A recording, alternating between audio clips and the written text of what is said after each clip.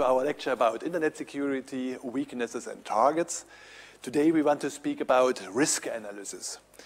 This chapter, this lecture belongs to the second chapter of the lecture series. It is on risk analysis and computer crime. We want to speak how we can, how risk is defined, how we can evaluate risks, before we start to investigate security weaknesses and targets. Then we will speak about computer crimes to see what are the motivation of people to attack IT systems connected via the internet. And at the end, we have a short overview about hackers and viruses. So let's start with internet and risk around using the internet. The internet, but not only the internet technology, but internet that is a synonym for all this recent and modern communication technologies. They provide a key communication technology for our modern society. This is not so long period, it's about 20 years, a little bit more than 20 years.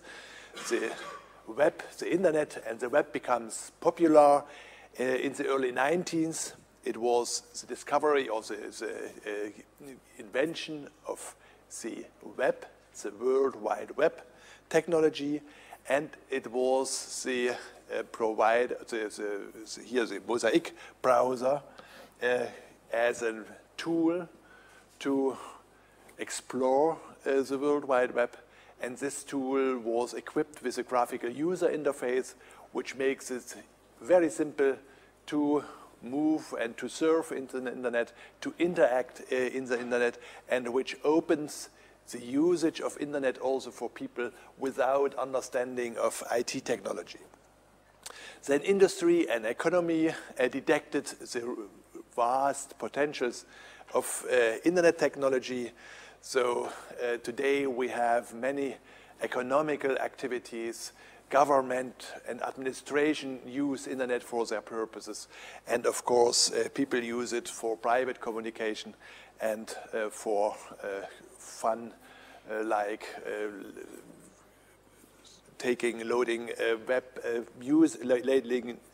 loading music over the web, or films or others. So tons of commercial and practical applications have currently made the internet a global marketplace.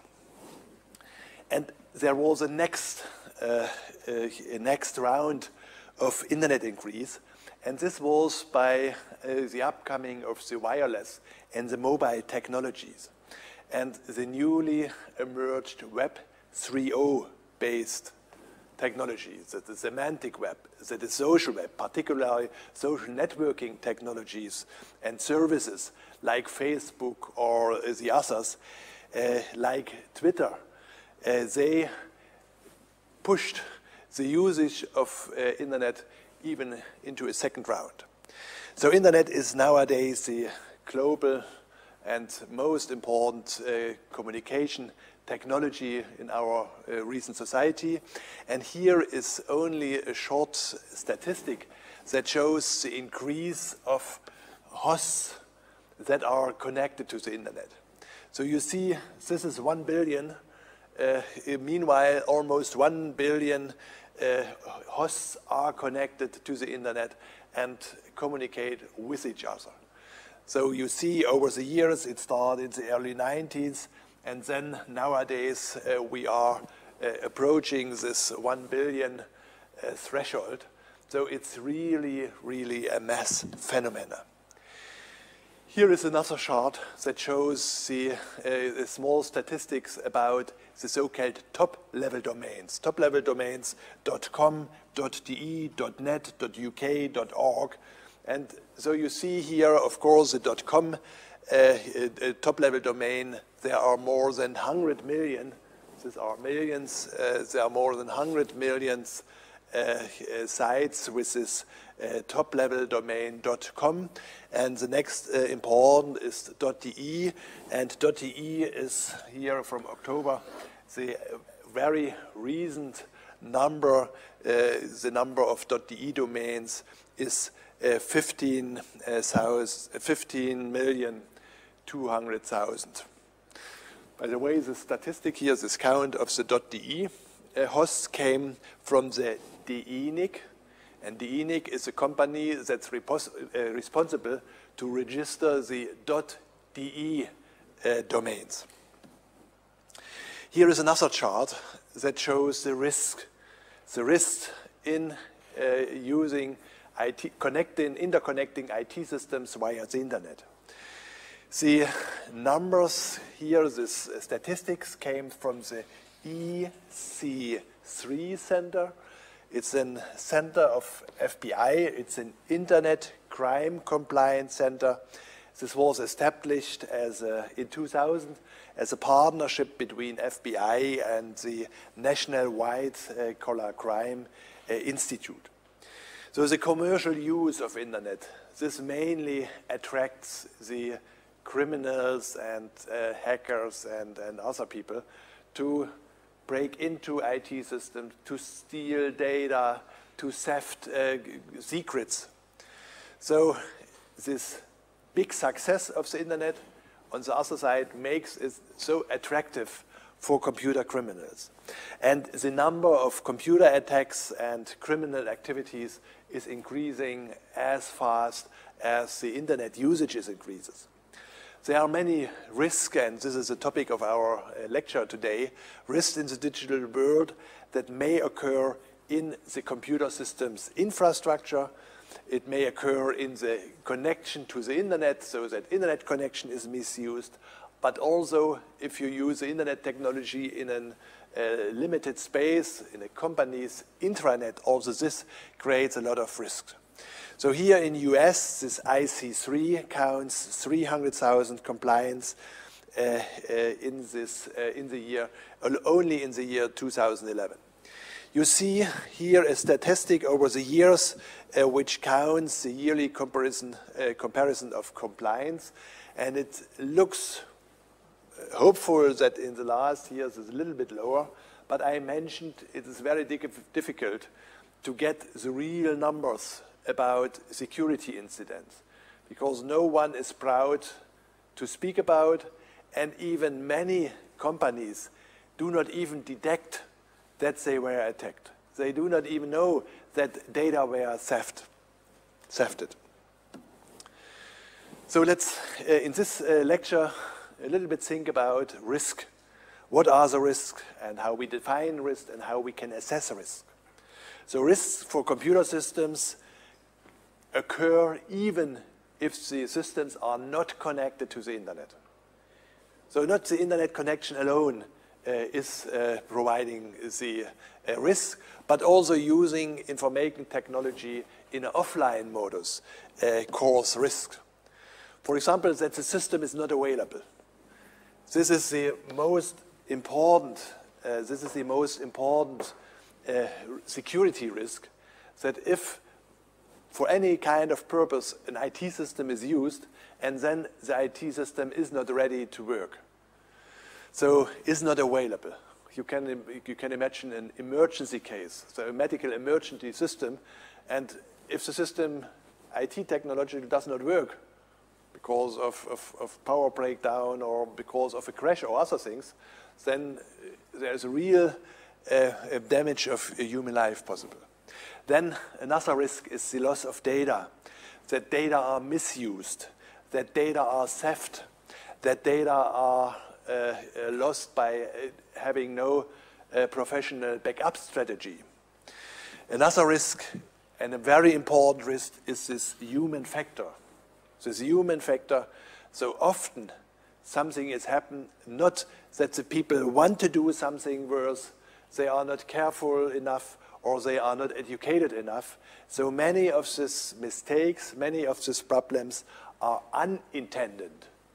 So it's not a bad idea that the people start to do something. They are no criminals. Many people are careless or are not educated enough. So to these human factors, for example, we count defective or incomplete system configuration. If the administrator group in a company is not well educated. does not know the new developments and the risk combined with this new development, then incomplete system configuration or bad or faulty system configurations provide risk for IT systems. The missing or defective data backup. This is very important. If you need a strategy, because we will later on see that the possibility that the system crashes down, that the system completely crashes down, so that you are not data, for example, hard drive, that it cannot detect the data out of such a defect hard drive. Then one needs to take care by backup strategies that data are not lost in such case of damage. The intrusion of viruses by using personal data or by moving around in the internet, also connecting to bad sites that infiltrate a system with such malware. And then if such defected system is connected to an IT system, then also by means of the property of viruses to replicate themselves, then also the system, the defected system is connected to got infected. Intrusion of viruses by files on CD-ROMs, floppy disk, by sticks, by faulty operation, for example, unintended deletion of data files or renaming or thinking it's unimportant, and many other things provide risk. This has nothing to do with internet connection, but now if you connect IT system over the internet to each other, then the risks are multiplied. So a lot of additional risks are provided if IT systems are connected to the internet. So the loss of data, by insertion data, by deletion data, by falsification data, not from your own computer, but from another station that is connected over the internet. The loss of confidentiality, it's an important problem that people from outside get access to confidential data of a company, of government, of a medical database. The sabotage of computer systems operation. We spoke about this denial of service attacks. So you can misuse the internet connection if you asked for the service that is provided by a server, but you asked it in such a big amount that the server is not able to respond in the correct way. The infiltration of malware, viruses, worms, Trojan horse, the operational fault, the overloading of services. All this are activities that can be performed to damage a system. Often with such computer attacks, an image loss in publicity is connected. I mentioned the case as a famous computer company is not able to provide updates because the service is not reachable.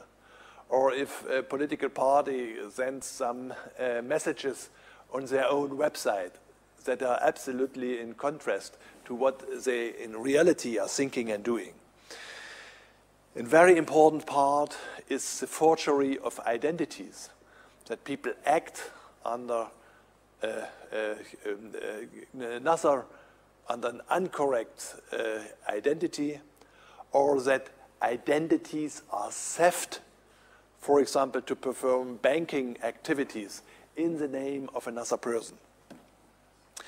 So the internet, the incorrect use of internet addresses by third parties, also this is a risk, that you, for example, get the message that you are the winner and you have only to give your data, your address and your name, that they send you the money, and then this data are taken and are sold to other companies or to other institutions.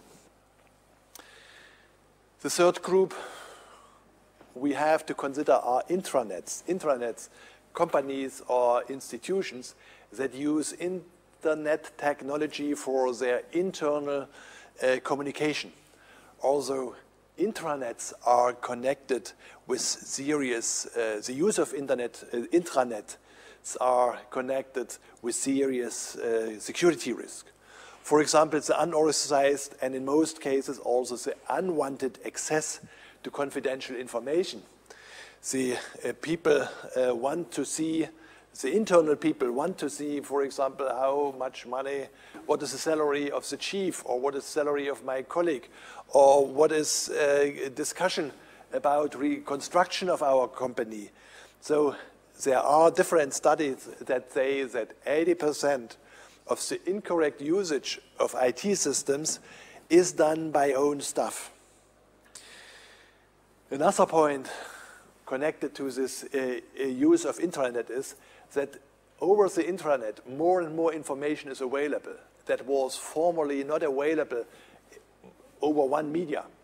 So this speech recording, this image recording, the paper recording, all is done in an electronic way.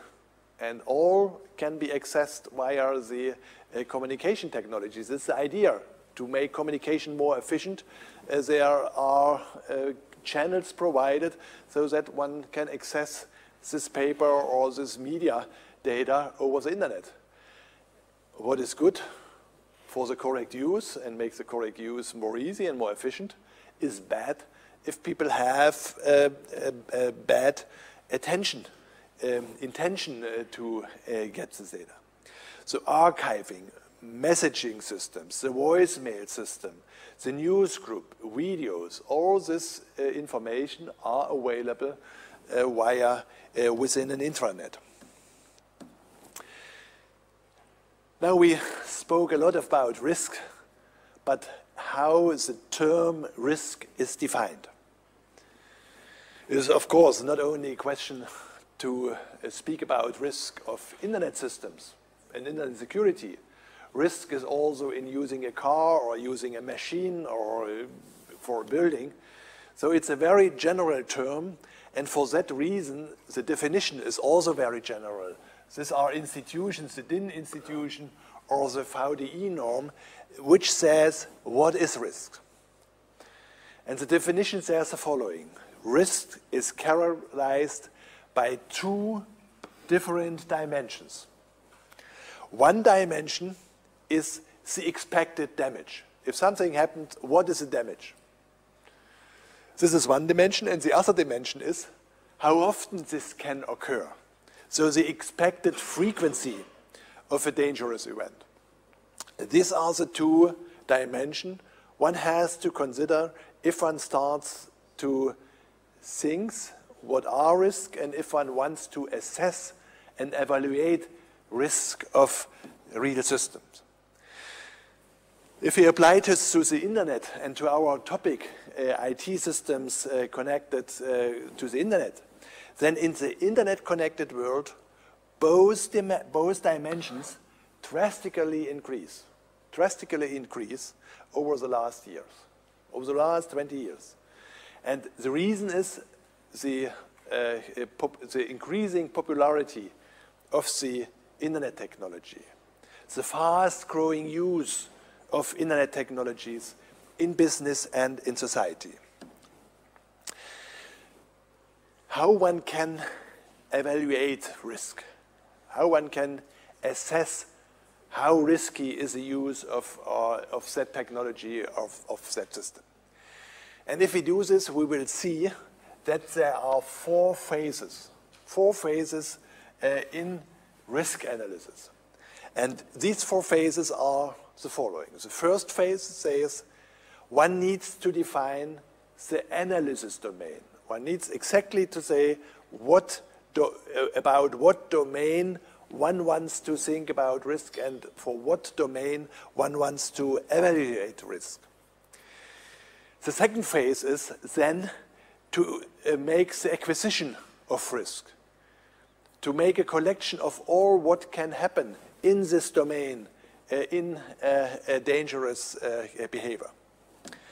Phase 3 is then to evaluate this acquisited risk, to say how often, what is the probability of a crash of a system, a crash of a hard disk or others. And then in phase 4, one can makes the interpretation. Interpretation like, because this is so risky, we need a redundant system, or we need two independent systems, or whatever the conclusions are. This is the fourth phase, has to be done in the fourth phase of the risk analysis. Let's have a closer look to the four phases. Let's start with phase 1, and phase 1 was the task to define the analysis, the risk analysis domain. There is a big problem with IT systems. It's much easier to define the risk, say, of a roof of a building. There's a possibility of earthquake and of snow and of rain and wind, and that's it. Due to the high complexity of IT systems, of highly complex IT systems, to exactly define such analysis domains is very important and necessary to be able to restrict attention and to focus attention and the analysis work to a very specific domain and topic. And then, beside of defining the domain, one later on makes the acquisition of the risk. One has also to think about the interfaces of these different domains.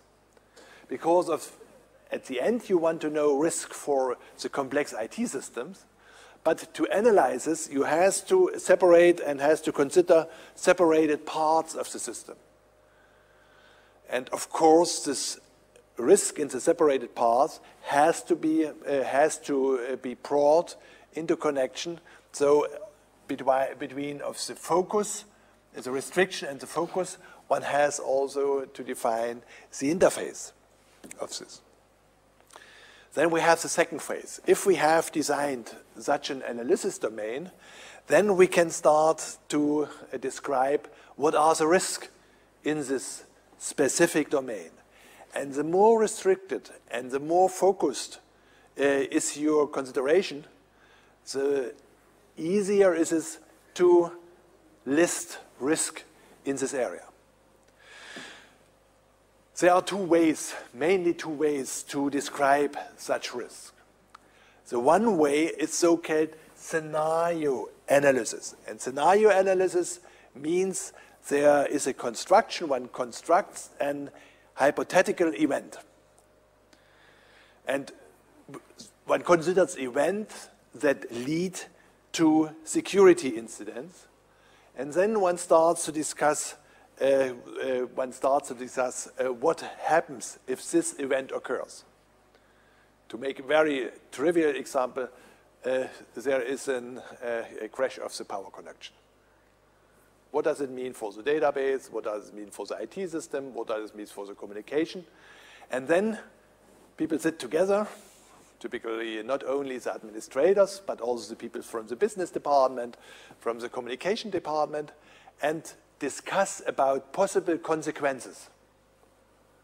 What is if there is over an hour no internet connection?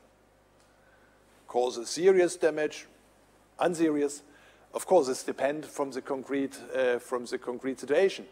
For one company, for example, if you have in mind banks, then in a second, a big amount of transactions, of money transactions are done. If you look to a farmer, then perhaps it's not so serious and not so critical if the farm is not connected to the internet over a certain time.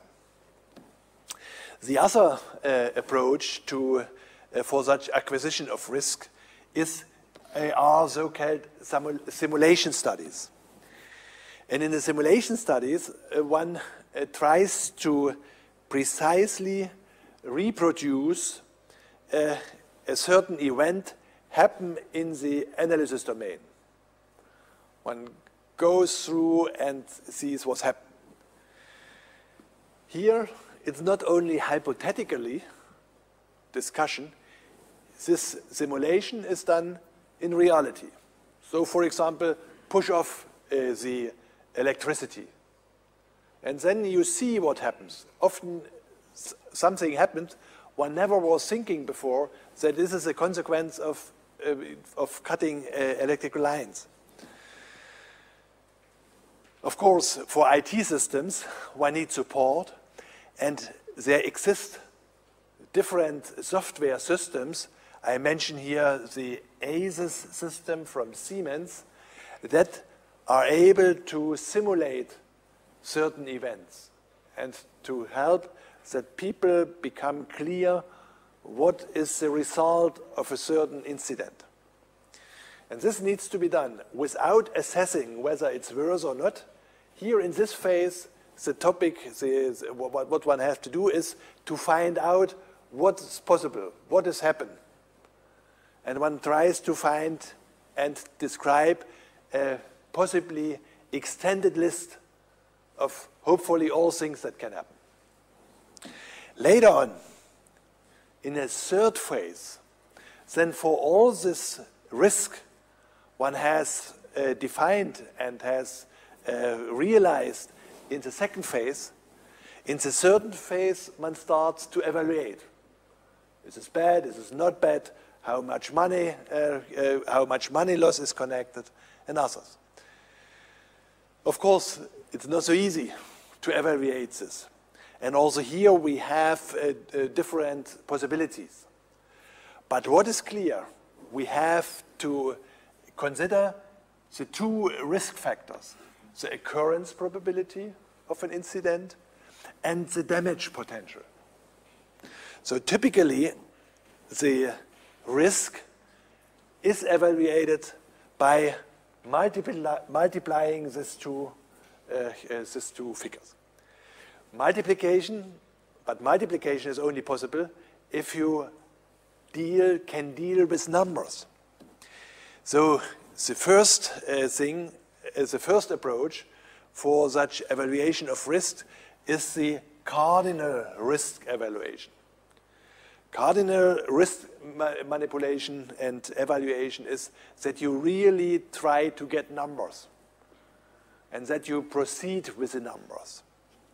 So for every security incident, for example, the financial damage is characterized, the probability is characterized, and then the two values are multiplied, say, on a basis of a year. Beside of this cardinal risk evaluation, there is a so-called ordinal risk evaluation. And here there is an IT security manual provided by the BSI, the Bundesamt für Sicherheit in der Informationstechnologie, connected to the German Federal Ministry of Internal Affairs. And here one tries to characterize risk not in form of numbers, one tries to characterize in form of categories, more important, less important, and others. So here the information system will be fragmented into different objects, and then the risk can be allocated with the different objects, and then by means of lists and of matrices, one comes to an overall consideration. Here risks are not evaluated by multiplication of damage with occurrence probability, like in the cardinal risk evaluation. Here in the ordinal risk manipulation, the risks are evaluated by means of categories. So it is a category, it's acceptable, it's unacceptable, and this is rated from very provable to improvable. Let's have a closer look to this evaluation of risk. And let's consider the network problem. Let's consider as a case the network problems and loss of data integrity. So the data communication infrastructure is strategic, it's important, it's a basis of the business activities and others. This is true for all companies, latest since the 80s. And if this data communication infrastructure has a failure or a mistake, then this has immediate consequences to the business activities of the company. There are storage. Each IT system has storage beside of the caches and the dynamic, also permanent electronic storage devices. And the question is, if such an storage got damaged, then all the data that are stored at this storage got lost. So large data concentration on very high capacity servers increase the cost if such system is damaged. On the one side, it becomes more efficient if you concentrate data on only a few machines. But on the other side, if such machines got, in any case, defected or do not work correctly, then this results in a big loss of data.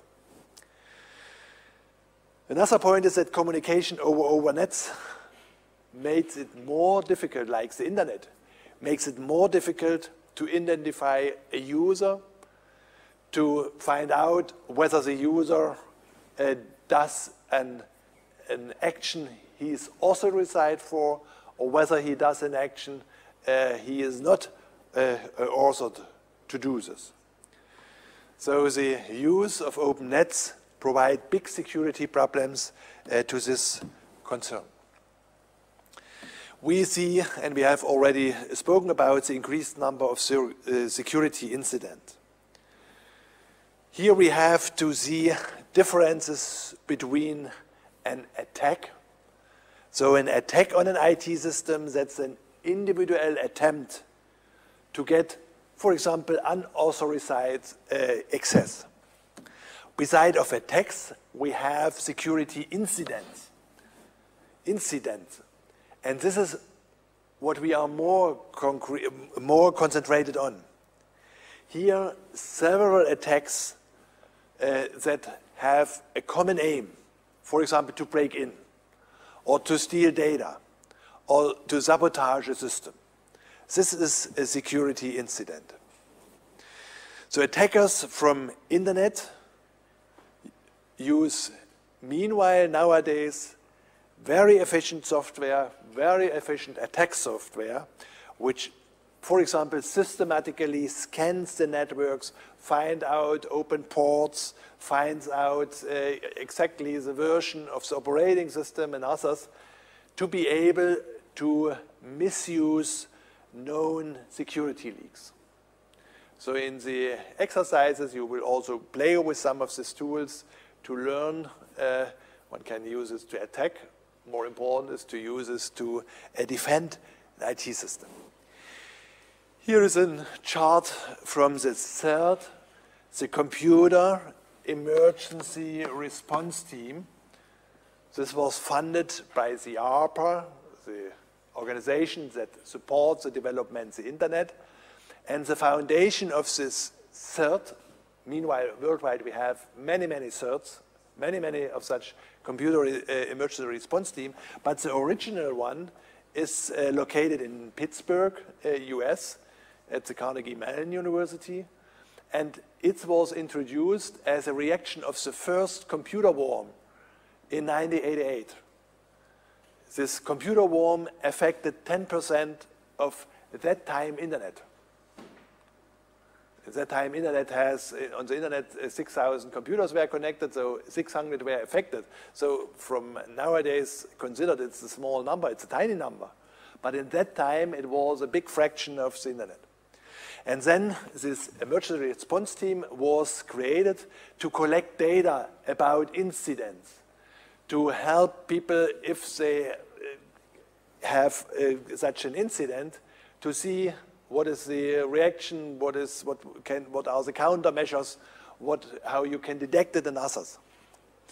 And also here you see this chart ends 2003. From that time, they gave up to count the number of incidents. Nevertheless, the CERT, and meanwhile a network of CERTs around the world, is very important. Is a very important organization. So you should, for example, visit the website of such a CERT to learn what they are providing.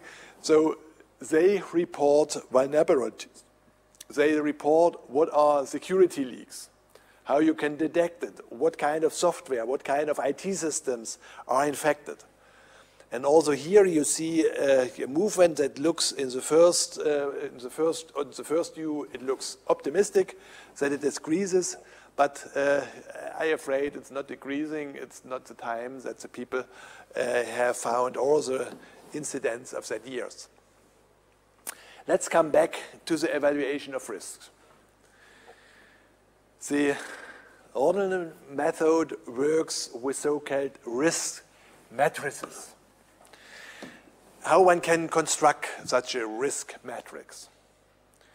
So a matrix is a structure that has two dimensions.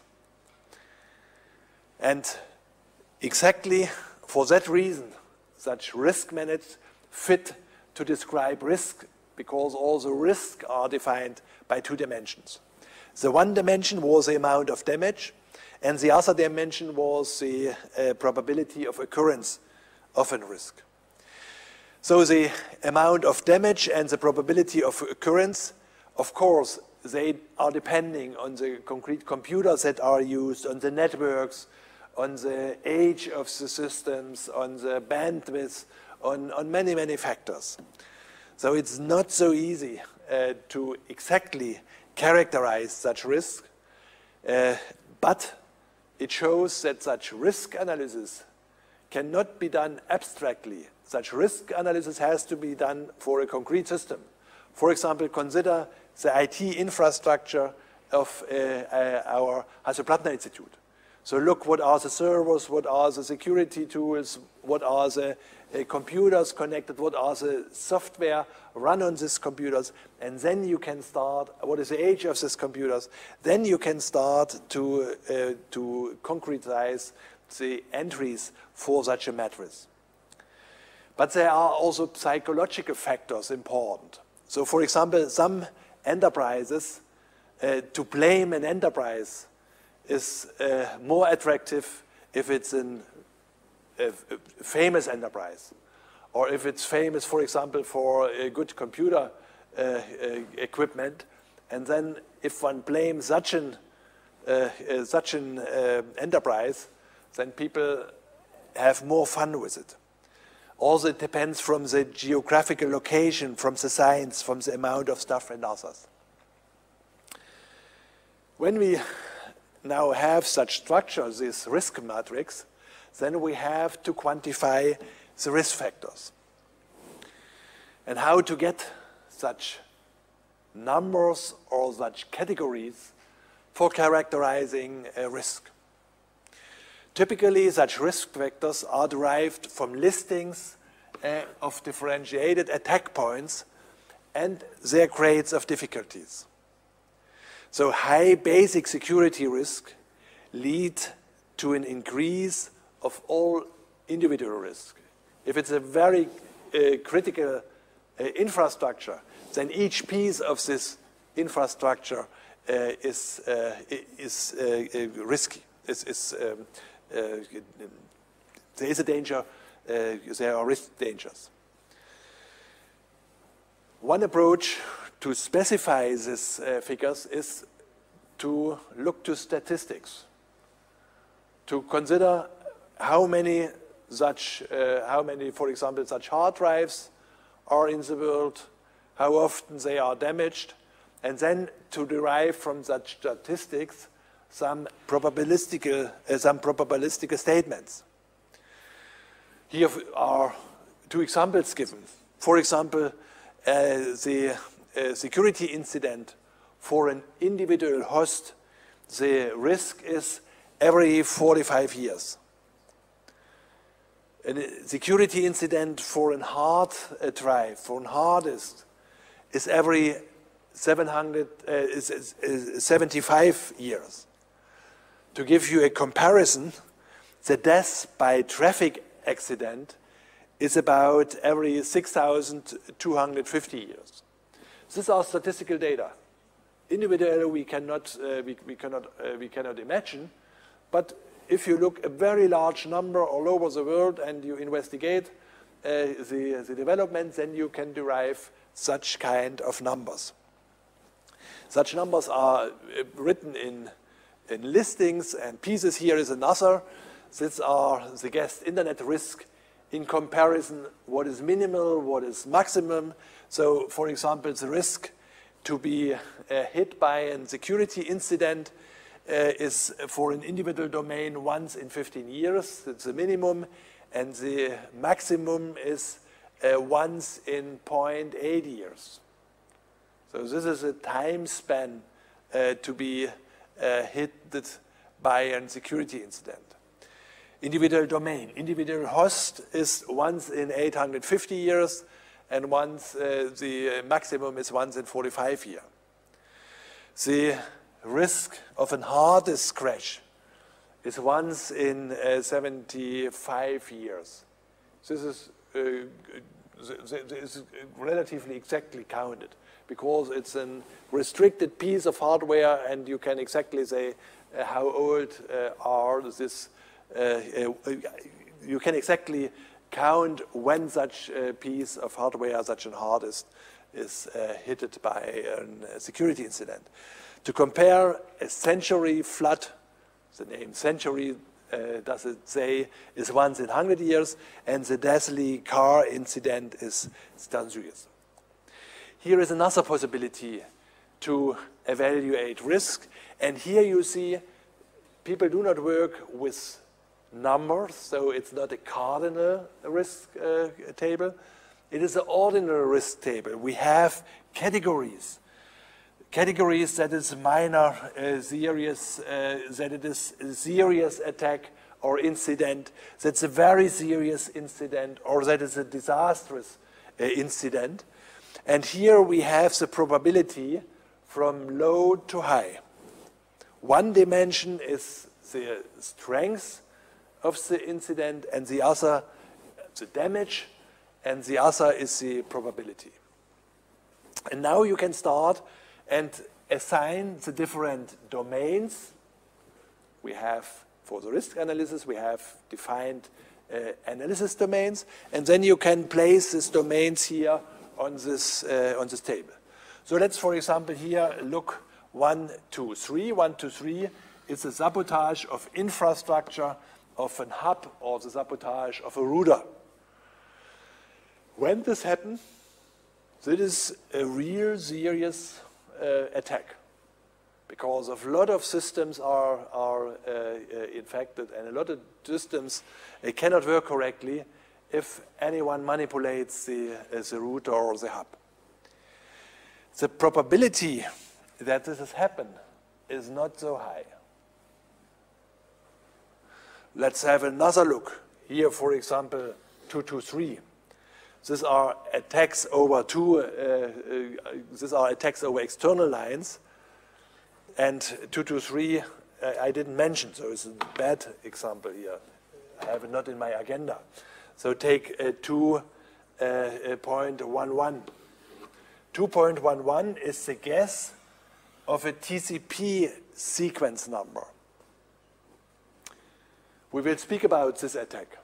This attack is very probably because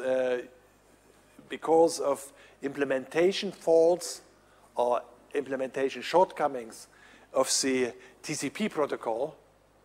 There are possibilities to guess TCP numbers, and if one is able to guess a TCP number, one can step in as an attacker into an ongoing communication that is secured on the TCP level. So here you see, in this way, one can place the different attack points, the attack families, the attack domains, and then try to evaluate the risk. Here is another way to evaluate risk.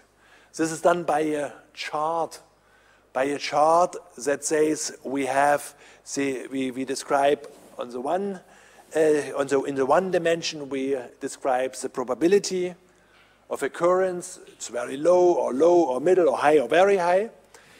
And then in the other dimension, we described whether what one has to do if this security incident happened. This has to be considered with high priority, with medium priority, with less priority. Here you see, so these are the values, 1, 2, 3. Here you see one tries to identify that domains one has to particularly secure to prevent risk. So, for example, we have in the consequential cost, we have incident with disastrous costs, with very serious, minor, unimportant costs. And if the occurrence of the probability is very low and the damage is unimportant, then of course this is not the point.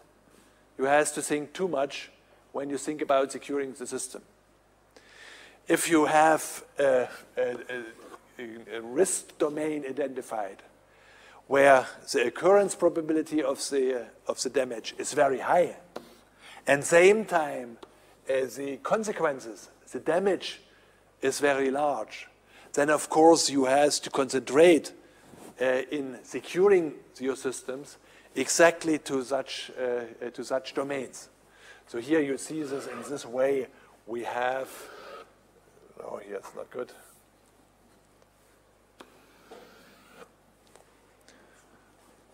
We get a list and a priority for security measures we have to take.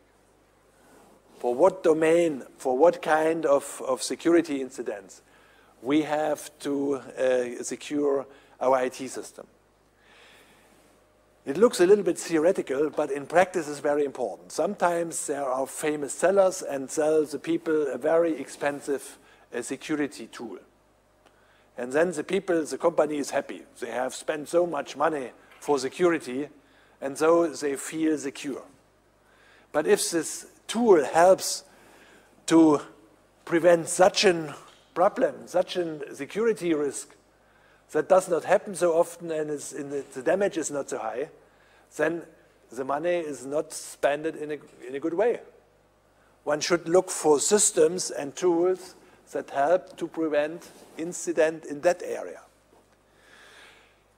We cannot go in more detail also about the risk analysis, risk statistics. There it's an own area one can concern in a full lecture series. I want only to open your eyes that one has to have such things in mind. One does not start with a single security problem and try to secure the system against this. One has first to analyze the complex system, the overall structure, and then conclude in what area one has to do what. Here are some basic risks of internet.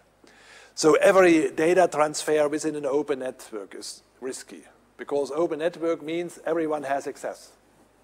And everyone can follow and can catch the data and can try to analyze the data. Can try to analyze the data, but it's even possible to manipulate the data so that the data reach the receiver not in the original form. So when we speak about how to secure a system, we have to think how we can prevent such falsification. Forgery of a certain sender.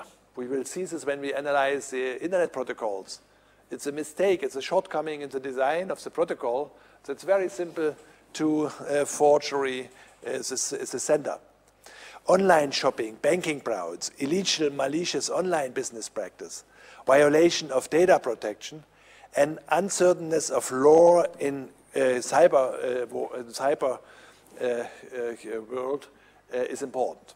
Let's have a short look to each of this risk family. Falsification of messages, forgery of certain sender, forgery of identities. It is easy to intercept emails, to modify email, to forward them, and the sender has no chance to see what happens with the email on the transport route from the sender to the receiver. So one needs measures to secure the integrity of a message. That means perhaps one cannot repair if anyone falsifies a message, but one should be able to detect whether it was falsified or whether it comes in the original form.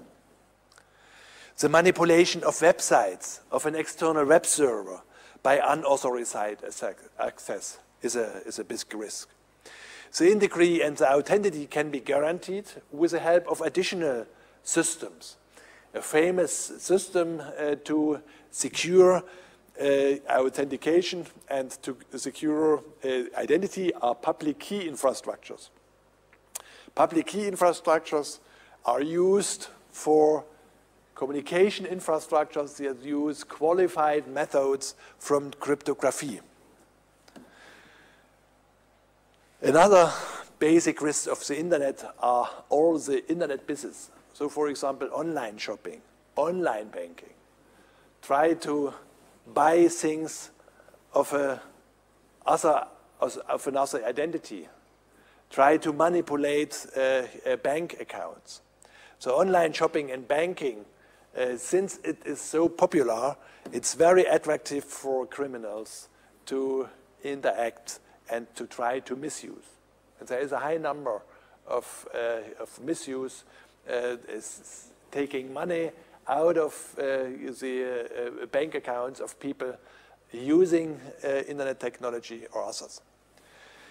There are possibilities to secure transactions, for example, by using protocols like SSL or TSL, or by using HBCI chip cards. But often, the insufficient safety of the used PC. So, for example, on the PC, there is a Trojan horse for stealing credentials, security credentials, for stealing password. For example, if you make online banking in an internet cafe, you do not know the computer, you do not see what is installed on that computer. So one should be careful and not doing some security critical things and actions on such unsecured computers. There are, for example, the following risks. This is what I mentioned with the Trojan horse, to theft passwords of people, or to release a transfer. The people log in, open their bank account and start to make a transaction, and then the account of the receiver is manipulated. And the attacker puts in his own account number. So the transfer is done to the account of the attacker. The usage of hidden JavaScript or ActiveX programs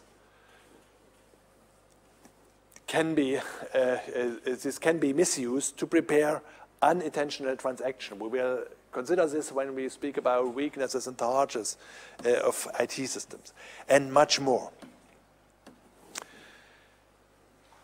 What about illegal and malicious online business practices?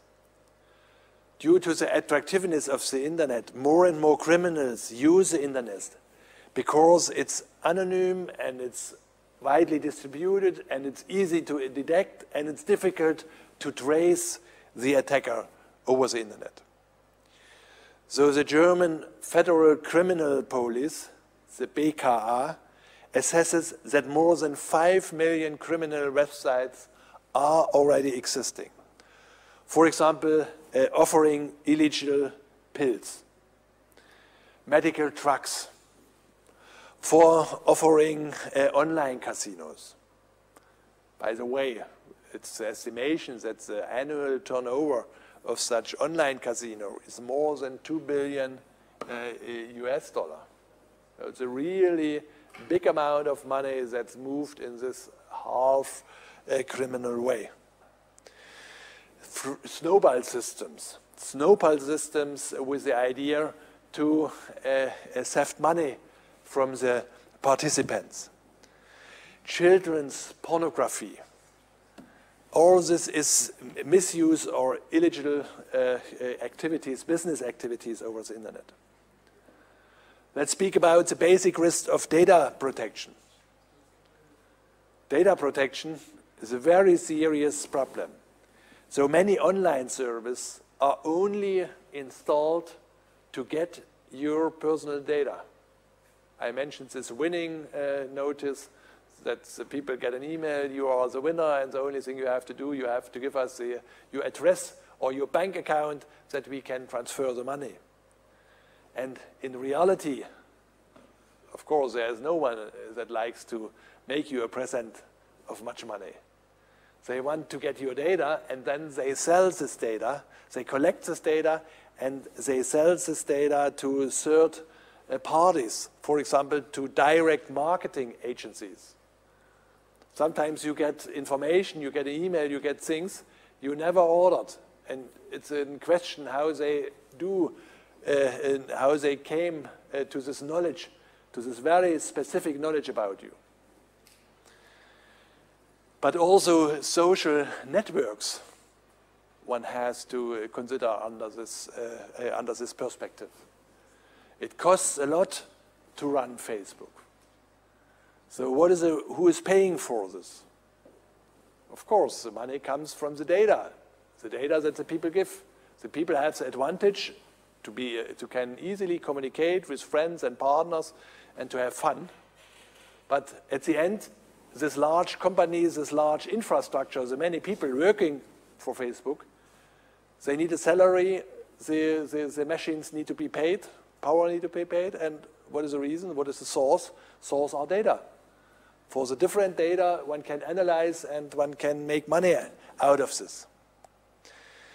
Another point when we speak about data protection that sometimes not correctly understood in the publicity, it's your provider sees all what you are doing. He sees every stream, he sees every email, he sees every message, whether you send it or whether you receive it. It's technical, one cannot prevent this. It's technical. He needs to know this and he needs to be able to control this because he has to guarantee that your data reach others and others' data which are assigned to you reach you. So in principle, he can read every email, he can control every download, he sees every website you visited. But one has to be aware of this. The last point, the last basic risk I want to mention is the legal uncertainty in digital cyberspace. It's an interesting question. We spoke about this virtual world. This virtual world is new. It's 20 years old. And to make law, to make rules, one needs to understand such a system. But the system is in development. It's increasing. So there is a loss of laws. In our physical life, many things are regulated. It's forbidden, it's allowed, and there is infrastructure like police that guarantees if something is forbidden that people got punished if they misuse, if they do not follow this rule. But here in the digital world, all needs to be developed over the next years, over the next decades. So the German law of information and communication service, this EUKDG, is a very serious attempt to establish legal certainty in the internet in Germany.